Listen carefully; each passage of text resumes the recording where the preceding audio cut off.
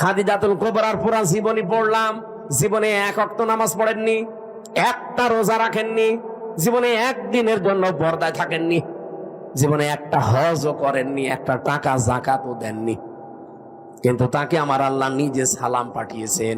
এই একজন মাত্র মহিলা পৃথিবীতে যাকে আল্লাহ নিজে সালাম দিয়েছেন, আর নিজে জান্নাতে ঘর বানিয়ে তার জন্য সুসংবাদ পাঠিয়েছেন এই একটা মাত্র মহিলা। অথচ জীবনে কোনোদিন নামাজে এক ওয়াক্ত পড়েননি, একটা রোজা রাখেননি, জীবনে একদিনের জন্য পর্দায় ছিলেন না। কারণ কি? কারণ এগুলো সব নাজিল হয়েছিল তার ইন্তেকালের পরে।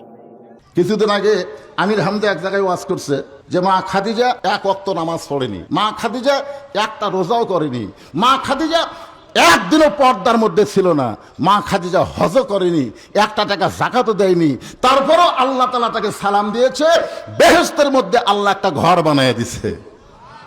এইটা আমির হামদা বলার পরে ফেসবুকে সেই সমালোচনা।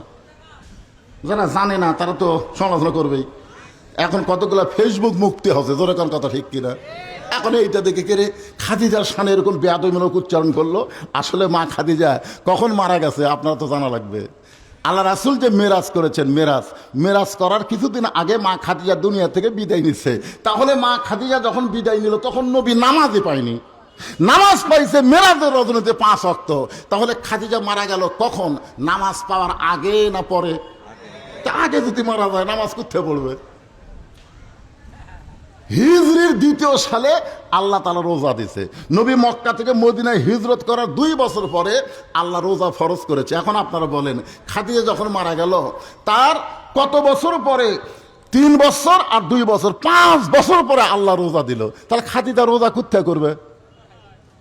জাকাত আইছে একই, রোজার বছরই জাকাত, তাহলে খাদিজা জাকাত কোথায় দিবে? হজ আইছে একেবারে হিজরতের 9ম বছরে হজ ফরজ, তাহলে খাদিজা হজ কোথায় পাবে? আপনার বলেন, খাদিজার সময় পর্দার কোনো আইনই ছিল না, তাহলে খাদিজা পর্দা কেমনে করবে? এইগুলো না বুঝে বক্তারও বলা দরকার, বিশ্লেষণ করে ব্যাখ্যা করে। বক্তা হয়তো পরে ব্যাখ্যা করেছে, কিন্তু ওই ব্যাখ্যা পর্যন্ত যায়নি, ওটা আবার ইউটিউবেররা কাটিং করে ছেড়ে দিয়েছে। কি করে ছেড়ে দিয়েছে? কাটিং করে ছেড়ে দিচ্ছে। আর জনগণ ওরে বাবা রে,